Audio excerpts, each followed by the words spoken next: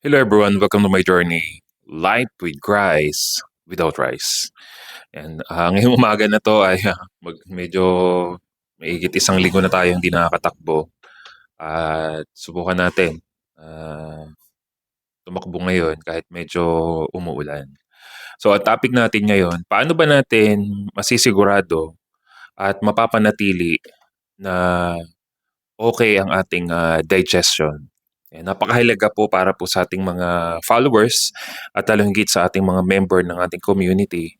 Napakahalaga na pakaingatan natin na maayos talaga yung digestion natin. Sapagkat kapag hindi nyo po yan inalagaan, malaki po ang magiging problema po niyan sapagkat yung absorption ng ating pagkain, paano tayo magbe-benefit sa ating mga kinakain kung hindi natin ma-absorb ng maayos ang mga ito. Bibigyan ko po kayo ng 5 tip para maging healthy yung gut natin, most especially yung digestion natin. Number 1, kailangan sanayin na po ninyo na hindi kape ang iniinom po ninyo. Tama po. Dapat hindi kape. Dapat hindi kung ano, yung minsan may mga nakikita ko early in the morning, iba nag-soft drinks agad. At syempre kung nakasanayan mo na kape, maybe it's about time na baguhin mo na. Kung titingnan mo yung mga kape na tinitake natin, mga 3-in-1, yung iba naman gina-grind.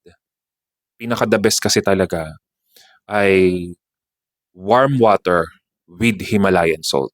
Sa umaga pa lang, yun agad ang gawin mo para mai-prepare na agad yung digestion natin, hindi siya mabigla. Kaya kasi kung mapapansin po ninyo, eto naranasan ko, yung alam mo yung kape tapos solid food, sumasakit talaga yung tiyan. Medyo may kumikirot, may kumukurot dun sa tiyan pag nabibigla talaga siya. Yan yung una. Kailangan warm water with Himalayan salt. Sa isang baso, pinch lang ng Himalayan salt. Yun na lang, yun agad. Kaya kaya nito. Yung iba nagka-carb loading pag tatakbo. Ako, water with Himalayan salt lang ako. Tapos yun na. Dire-diretso na yun. Hindi ko na, basta yung kung ano yung nakain ko nung gabi, yun na yung fuel ko. Kinabukasan, basta more on protein talaga yung kinain mo.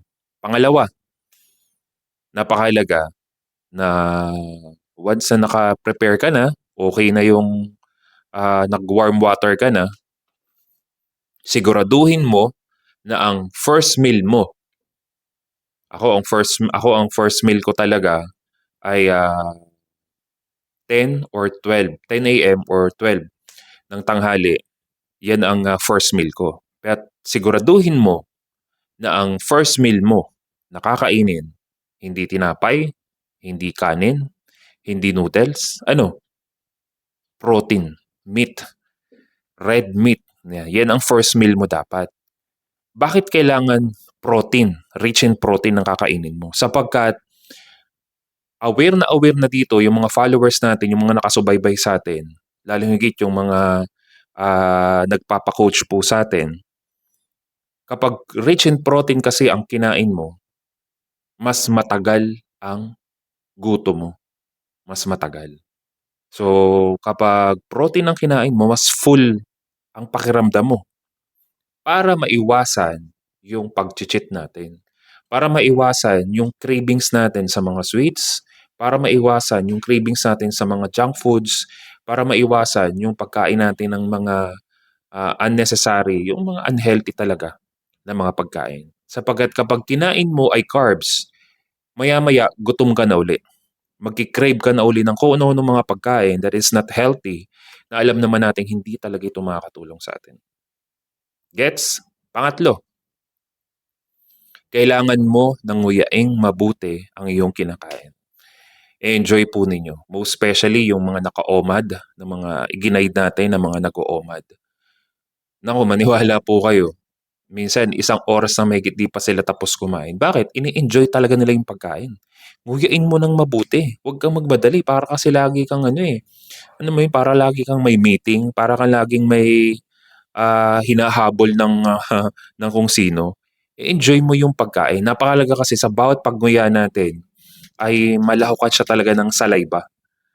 Yan. At, siyempre nakasalalay yung, digestion natin dito pa lang, dito pa lang. Manguya mo na siya ng maayos, slowly, manguya mo na siya ng maayos at malaking tulong na siya sa digestion natin. So, wag po kayo may mga kilala talaga ako halos kakaupo ko pa lang, sasaglit pa lang ako umupo tapos na agad yung katabi ko. Pero sabay lang naman kami halos umupo. Pero imagine mo yung sasaglit pa lang na nauna siyang umupo, patapos na agad, ako magsisimula pa lang. Kaya napakahalaga po na maunawaan po ninyo mga bagay nito sapagkat kapag hindi niyo po ito inintindi, naku, wag po kayong, magtaka kung bakit you have a poor digestion at parang hindi ka natutunawan sapagkat mali yung proseso, mali yung ginagawa po ninyo. Pang-apat, eto napakahalaga na malamang ay maraming mga taong hindi talaga nakakagawa. Kailangan po ninyo at least 5,000 steps, 8,000 to 10,000 steps per day. 5,000 is enough kung talagang, hirap na hirap ka talaga na magawa ang 8,000 to 10,000 steps per day. I think 5,000 is enough na steps per day. At kung, ito mura lang naman yung mga ganitong, relo para ma-track ninyo yung kung ilang steps ang nalalakad ninyo o cellphone, kung may mga application ba na para makita ninyo.